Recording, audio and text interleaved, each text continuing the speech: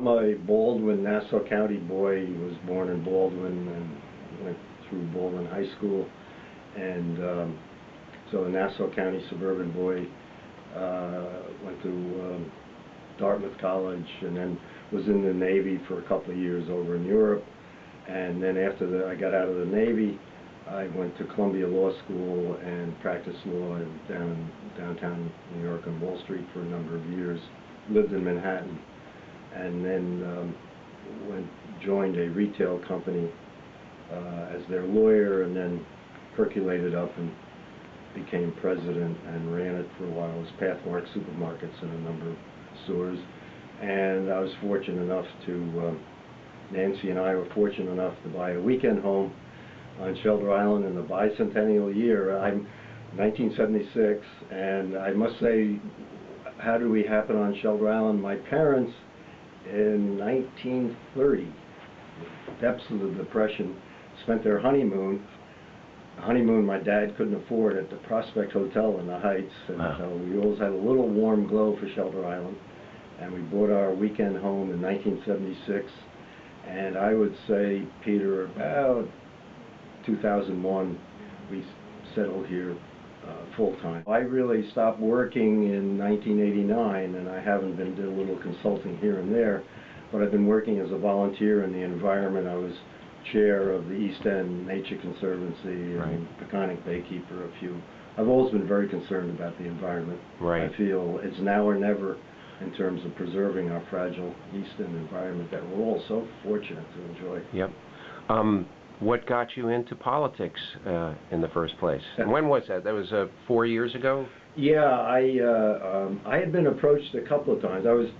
I've been very, very lucky. I was chair after the 2% open space law was adopted.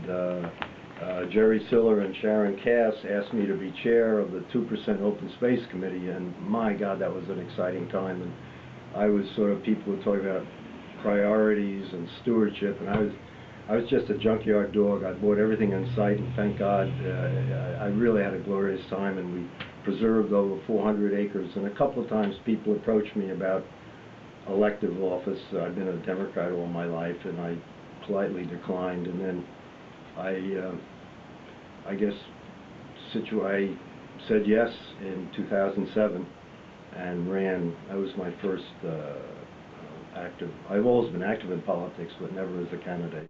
How have you changed since you started the job in terms of your perception of the job and how to handle it? I would think you go through a little bit of a learning process.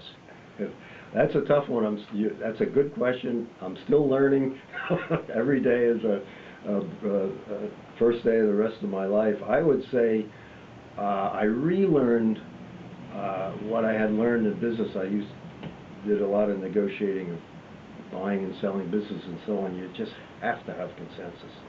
Your views are important. Your own personal views are important, but you really have to not issue edicts, because no one will pay attention to edicts. You have to persuade and build a coalition, and that Shelter Island is really wonderful at that, because we all, unlike the larger towns, we all tend to know each other a bit, and so that makes it easier in some ways, but then it sometimes makes it a little more difficult, because there are allegiances that one is unaware of that go very deep and may not be based at all on the issue at hand, but are very important. I came in after the open space chairmanship for 9 years. I came into office January 2nd, 2008, and the first words out of my mouth were, "The days of wine and roses are over," and I was I wouldn't say ridiculed, but laughed at a little bit, because people were still saying the good times are rolling forever, housing prices inevitably double every 4 years, yada, yada, yada. But by September of that year, people realized that we were in a very serious financial situation, and that's an area of strength for me, if I may say so, from my prior experience.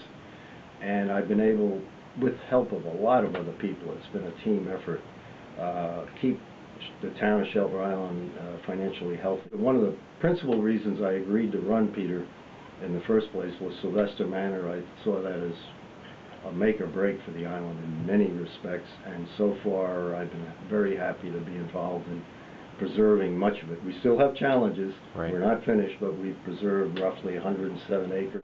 Shelter Island has a reputation, and it may be, I'm not too concerned with reputations, but for being, having an expensive leniency in collective bargaining negotiations. And I've been working first of all, you have to maintain the mutual respect with the workers. You can't just bang your fist.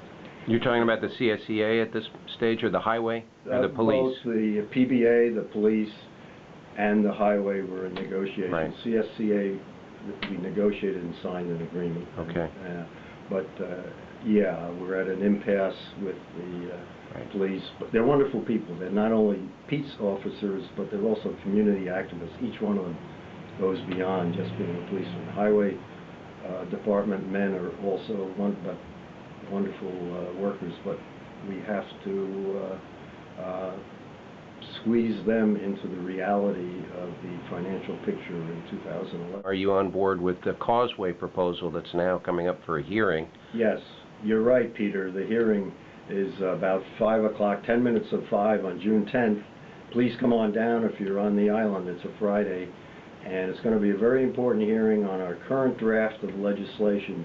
It basically, it's become clear to us that the causeways are a very fragile ecosystem in and of themselves, and perhaps should or should not be built upon it at all. And also, any structures on the causeway would have possible negative impacts on Cockles Harbor particularly, and perhaps Gardiner's Bay.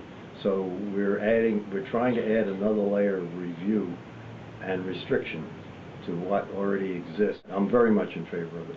Okay. Are there, we've talked about some successes you felt you've had and things that are pending. Are there other issues out there that you're going to try to nail down over the next 2 years if you win? I will continue with the two major things. I think I've already mentioned the financial picture. We have to, as I mentioned in a note recently to the voters, our pension costs, state mandated, going up 55%. Health costs, already $1.2 million just for a premium to one insurance company, are going up 14-15%. We have to. Governor Andrew Cuomo was talking about a property tax cap at 2%, which I would be happy to work. It would be just another motivating factor to work within. So why are you running now for another term? What's the reason? I think I feel my challenges aren't completed yet. As I mentioned earlier, Peter, I don't think we're out of the financial woods yet, and I feel I can be terribly helpful in that. With a team approach, I have wonderful teammates and partners. And I've also, things such as Sylvester Manor are very near and dear to my heart. I think if that, and it's not going to, but if it went in the wrong direction, it could have we could become an overtaxed Disneyland very, very quickly, and I don't want that to happen. And I feel with my experience I can be very helpful in that regard. And also, quite frankly, it's tremendous fun. It's a great adventure and wonderful people to work with.